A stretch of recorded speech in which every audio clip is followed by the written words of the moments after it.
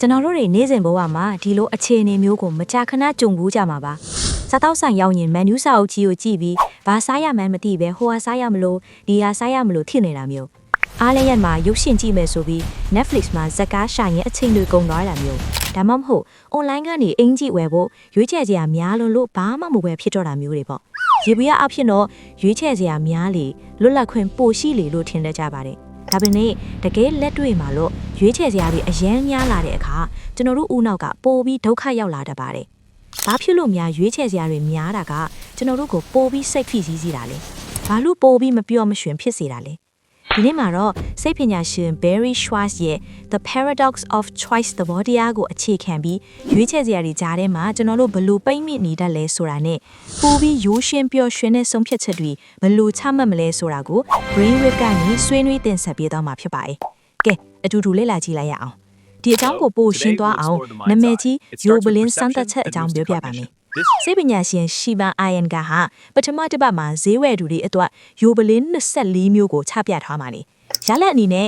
ယိုဘလင်း24မျိုးရှိတဲ့အခါလူတွေကပိုပြီးစိတ်ဝင်စားလာကြည့်ကြပါလေ။ဒါပေမဲ့တကယ်တမ်းဝယ်တဲ့သူက300%ပဲရှိပါတယ်။ဒုတိယတစ်ပတ်မှာယိုဘလင်း6မျိုးကိုပဲချထားတဲ့အချိန်မှာတော့လာကြည့်တဲ့သူနည်းပေမဲ့တကယ်ဝယ်သွားတဲ့သူက30%အထိရှိခဲ့ပါတယ်။ရွေးချယ်စရာတွေများလွန်းတဲ့အခါ analysis paralysis လို့ခေါ်တဲ့ဘာမှမရွေးနိုင်တော့တဲ့အခြေအနေကိုရောက်သွားတတ်ပါတယ်။ဒုတိယပြဿနာကတော့တစ်ခုကိုရွေးလိုက်ရင်ကျန်တာတွေကိုလက်လွတ်လိုက်ရတယ်ဆိုတဲ့ခံစားချက်ပါပဲ။ဥပမာတင်ရှေ့မှာဖုန်းအမျိုးအစား20လောက်ရှိနေလို့တင်ကတစ်လုံးကိုရွေးဝယ်လိုက်ပါတယ်။ဒါပေမဲ့တင်းစိတ်ထဲမှာဟိုဖုန်းကကင်မရာပိုကောင်းမလားဟိုတလုံးကပိုကောင်းမလားဆိုပြီးကြံခဲ့တဲ့ဖုန်းတွေရဲ့ကောင်းကွက်တွေနဲ့လိုက်ပြီးနှိုင်းညီနေတတ်ပါတယ်။အဲ့ဒီအခါကိုရွေးလိုက်တဲ့အရာအပေါ်အပြည့်အဝမကျေနပ်နိုင်တော့ပါဘူး။ရွေးချယ်စရာတွေဒီလောက်များတာငါရွေးလိုက်တဲ့အရာကအကောင်းဆုံးဖြစ်ရမယ်ဆိုပြီးမျှော်လင့်ချက်တွေလည်းမြင့်လာပါတယ်။တကယ်လို့ထင်တယ်လို့မကောင်းဘူးဆိုရင်ငါရွေးတာမှားသွားပြီဆိုပြီးနောင်တရတာတွေပိုဖြစ်လာပါတယ်။ဆုံးဖြတ်ချက်ချတဲ့ပုံစံနဲ့ပတ်သက်ပြီး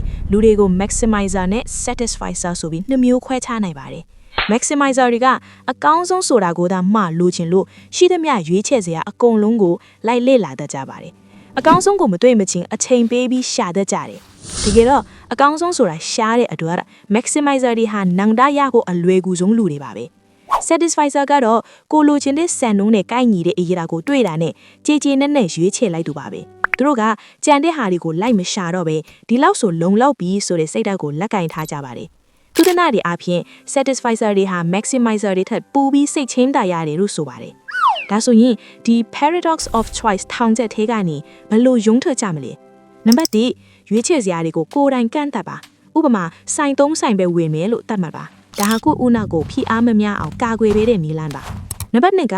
satisfier ကြောက်လို့တွေးပါ။ကိုယ့်ရဲ့စံနှုန်းနဲ့ကိုက်ညီတာတွေ့ပြီးဆိုရင်ချက်ချင်းဆုံးဖြတ်ချက်ချလိုက်ပါနံပါတ်3ကရွေးပြီးရင်ပြန်မလက်ကြည့်ပဲနဲ့ဆုံးဖြတ်ချက်တစ်ခုချပြီးသွားပြီဆိုရင်ကြံခဲ့တဲ့အရာတွေနဲ့ပြန်မနှိုင်းရှင်တော့ပါနဲ့ကိုရွေးချယ်လိုက်တဲ့အရာရဲ့ကောင်းကွက်ဒီကိုပဲအာယုံစိုက်ပြီးလက်ချလိုက်ပါရွေးချယ်ခွင့်ရှိတာကောင်းပါလေဒါပေမဲ့ရွေးချယ်စရာတွေကတင့်ကိုပြန်မထိန်ချုပ်ပါစေနဲ့ကိုတို့ကအစင်ပြေဆုံးကိုရွေးချယ်နိုင်ခြင်းကတင်ပိုးရကိုပိုပြီးတည်ငြိမ်အေးချမ်းစေမှာပါဒီနေ့ကစပြီးဆုံးဖြတ်ချက်တွေချတဲ့အခါပိုပြီးပေါ့လျာလွတ်လပ်နိုင်ကြပါစေဒီကနေ့တင်ဆက်ပေးခဲ့တဲ့အကြောင်းအရာလေးကတင့်အတွက်အကျိုးရှိမယ်လို့ယုံကြည်ပါတယ်ဒီလိုမျိုးဘဝအတွက်အသုံးဝင်မဲ့ဗီဒီယိုတွေကိုဆက်လက်လာခြင်းနဲ့ဆိုရင် Brainwave Channel ကို Subscribe လုပ်ထားပေးပါဗီဒီယိုအသစ်တင်တိုင်းသိရအောင်လို့ခေါင်းလုံးလေးနှိပ်ထားပေးပါအောင်နော်နောက်ထပ်ဗီဒီယိုတွေမှာပြန်တွေ့ကြပါမယ်အားလုံးပဲပျော်ရွှင်စွာနေ့လေးထည့်ပါစေ